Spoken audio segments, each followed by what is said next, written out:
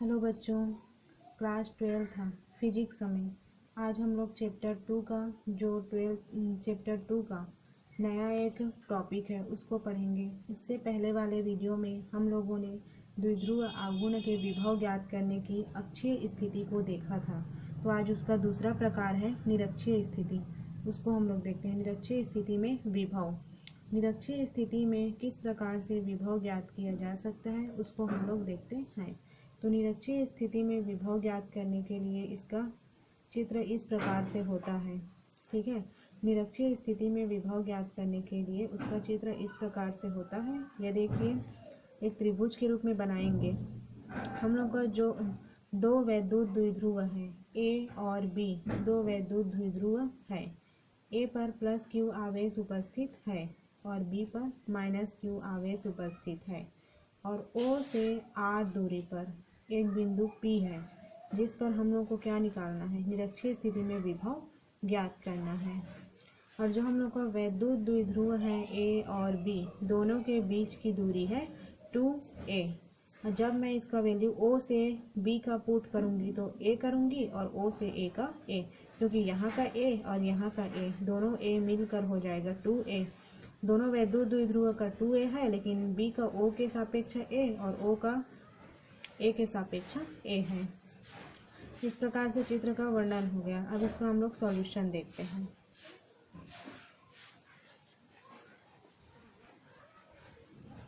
ये देखिए, बिंदु A पर स्थित प्लस Q आवेश के कारण बिंदु P पर विभव। देखिए, बिंदु A पर प्लस Q आवेश उपस्थित है के कारण बिंदु P पर विभव, जो मेरा बिंदु P है उस पर मैं विभव ज्ञात करती हूँ। और जो वैद्युत द्विध्रुव A है ना, जो वैद्युत द्विध्रुव A है उसके लिए हम लोग का जब विभव लेंगे तो उसको V1 करके लेंगे। तो उसका विभव देखिए, V1 equal to 1/4 pi epsilon naught के plus Q upon A P। ये तो हम लोग का एक बिंदु जो स्थित है उसके लिए विद्युत विभव हम लोग ज्ञात किए थे, उसी के फॉर्मूला से है। तो यहाँ पे R रहता था, लेकिन इसमें देखिए A से स्टार्टिंग पॉइंट है और P पे बंद हो रहा है, तो A से P, तो यहाँ पे हो गया A P। और आवेश क्या है, प्लस Q आवेश, तो यहाँ पे भी क्या हो जाएगा, प्लस Q आवेश। तो V1 equal to 1/4 pi epsilon naught के plus Q upon A P। तो इस प्रकार से मेरा जो बिंदु A पर स्थित प्लस Q आवेश के कारण बिंदु P पर विभव ज्ञात हो गया। इसको मैं देती हूँ equation number first. V1 equal to 1/4 pi epsilon naught के plus Q upon A P, ये मेरा इक्वेशन नंबर फर्स्ट हो गया।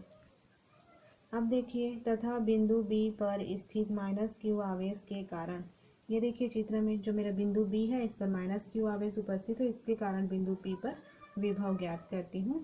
तो ये देखिए, बिंदु B पर स्थित माइनस Q आवेश के कारण बिंदु P पर विभव।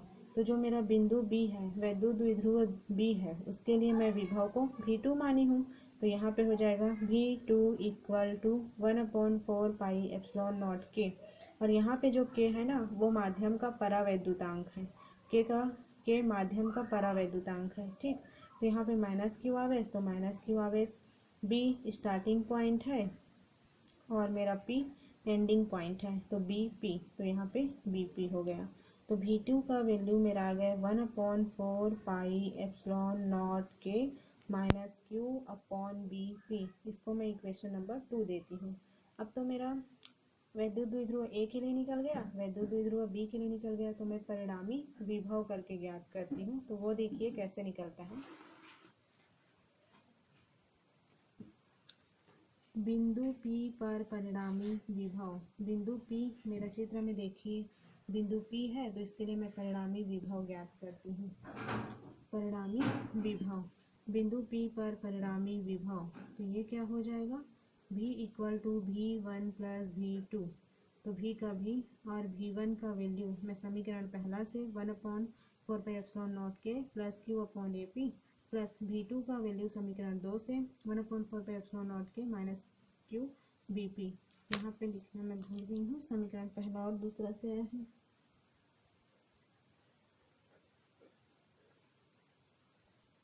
समीकरण फर्स्ट एंड सेकेंड से आया है, जो मेरा V1 और V2 का है। ये देखिए समीकरण पहला और दूसरा में V1 का ये और V2 का ये दोनों वैल्यू को मैं यहाँ पे पुट की हूँ। V इक्वल टू V1 का ये हो गया प्लस V2 का ये हो गया। अब देखिए V इक्वल टू यहाँ पे मैं क्या की 1/4 पे एप्सिलॉन नॉट के Q की जगह में Q, AP की जगह में AP, फिर यहाँ पे ये प्लस और माइनस का गुणा माइनस हो जाएगा तो माइनस, फिर 1/4 पे एप्सिलॉन नॉट के Q का Q, लेकिन BP की जगह में मैं रखी ये BP का BP ही हो गया। ठीक है, इसके बाद देखिए V का भी 1/4 पे एप्सिलॉन नॉट K का 1/4 पाई एप्सिलॉन नॉट K हो गया, फिर Q का Q अपॉन AP, फिर यहाँ पे माइनस का माइनस, फिर यहाँ पे 1/4 पे एप्सिलॉन नॉट K Q का Q, ये BP देखिए BP इक्वल टू AP कैसे हुआ, तो चित्र में एक बार देखिए आप लोग, मेरा जो BP है वो इक्वल है AP के, दिख रहा है ना, यहाँ से स्टार्टिंग ये हो गया और यहाँ से ये हो गया, तो चित्र से हम लोग को क्या प्राप्त हो रहा है कि हम लोग का जो BP है वो AP के बराबर है। BP इक्वल टू AP, तो इसका देखिए आप लोग ये हो गया, तो यहाँ पे मैं क्या की ये BP की जगह में मैं रख दी AP, ये चित्र से मिला AP इक्वल टू BP, तो ठीक है BP की जगह रख दी मैं AP।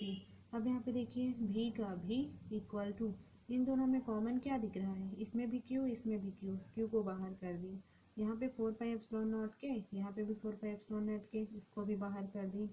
अब अंदर में क्या बचा, यहाँ पे सिर्फ AP बचा है तो 1/AP ये हो गया, फिर माइनस का माइनस हो गया, यहाँ पे भी 1/AP ये भी हो गया।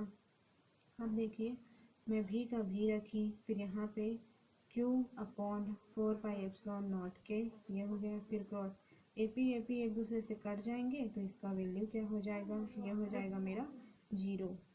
फिर V का यहाँ पे मैं V रखी, जब Q/4 पे एप्सिलॉन नॉट के को मैं 0 से मल्टीप्लाई करूँगी तो 0 प्राप्त होगा।